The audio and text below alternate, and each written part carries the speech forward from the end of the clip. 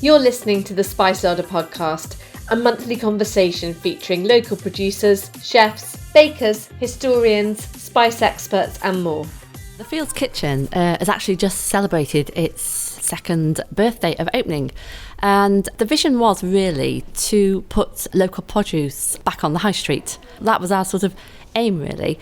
And obviously the building itself has a lot of historical connections to the Billington Gingerbread, but it's a beautiful old building, really, that kind of called out to be a food shop. And I guess I'd got sort of visions of, as a child, in Market Drayton growing up and a very busy high street, and so we wanted to kind of bring that back to Market Drayton.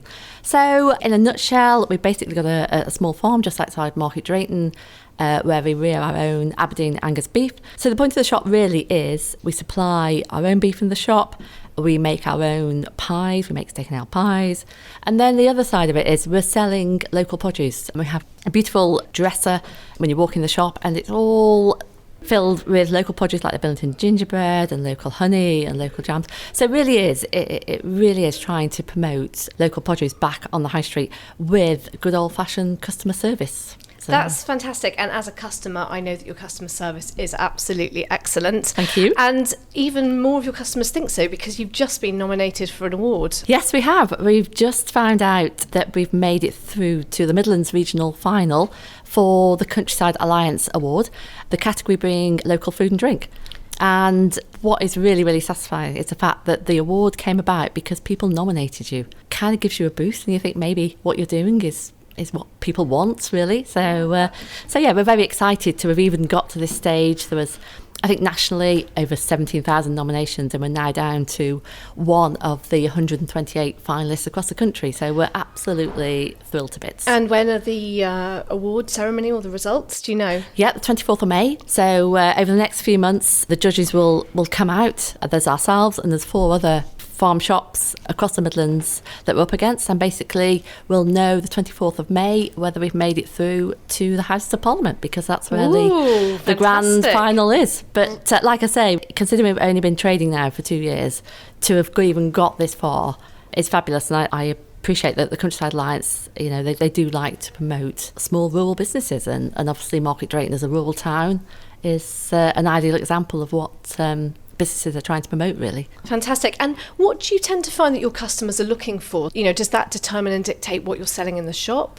Do you get requests, or do you choose yourself and pick the products that are from the local area? It's kind of interesting, really, because when we first started out, I had these target markets, and you think you're going to make this, but I realised that we're on a very steep learning curve, and you kind of have to learn that you go with what's demanded, really. We have a core group of people who really appreciate good home cooking. Okay, so you do cooked meals that Yep. you buy? What kind of thing? Well, the steak and ale pies, chicken and leek pies, lasagnas, cottage That's with pies. your beef, is it, Tracy? And that's with our own beef. Amazing. Yep. And then we use free-range chicken as well that we source locally. So yeah, we're kind of guided by what the customers want, really. And then the other thing is, on the dresser we have all this local produce, for example the Billington Gingerbread, and people come if they're looking for gifts for people, if they want, you know, like over Christmas time, people wanted to give local Shropshire produce. So something a little bit more special from the area. One of the reasons I invited you to take part in the podcast, as well as to hear the amazing story about the Fields Kitchen, is you do have a special product that you sell there that is very much connected to the building. And today we are talking all about that special product, which is the Billington Gingerbread. That's correct. So it's been made in the town since 1817. We think it could have been made or around a little bit before that, but the sort of established date is 1817. It's stocked in your shop. I think you sell a lot of it, Tracy, and it was first made there, I believe. It was, yes. There's actually a plaque on the outside of the shop, and I think the plaque, it came about through the Market Drayton Civic Society, recognising the historical importance of quite a few buildings within the town. And obviously this plaque states, you know, what you've just said about the gingerbread being made actually in the premises that we're in now. So when we took over the premises, we actually kind of gutted the ground floor, and it was really interesting, revealing a lot of the historical features of the building. The building is actually listed, and so, for example, there's these two beautiful pillars When we took over the building, it was clad.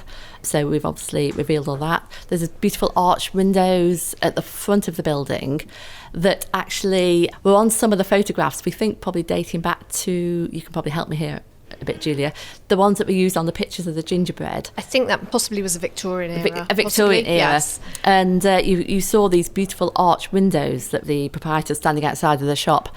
And we've revealed all those again. They've been boarded in for many years. We revealed old fireplaces. So we've kind of wanted to take the building back to as much as we could of how it looked years ago, really.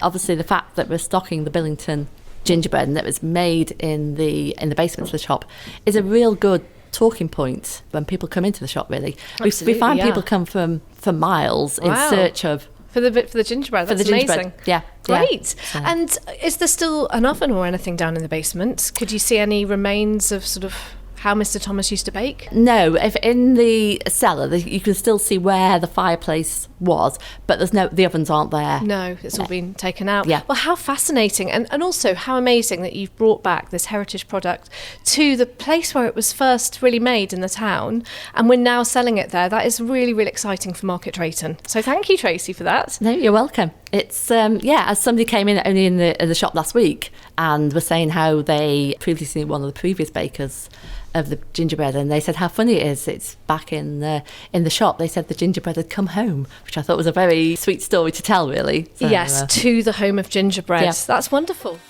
Subscribe to the Spice Larder podcast via the Ginger and Spice Festival media channels and receive our regular updates and alerts.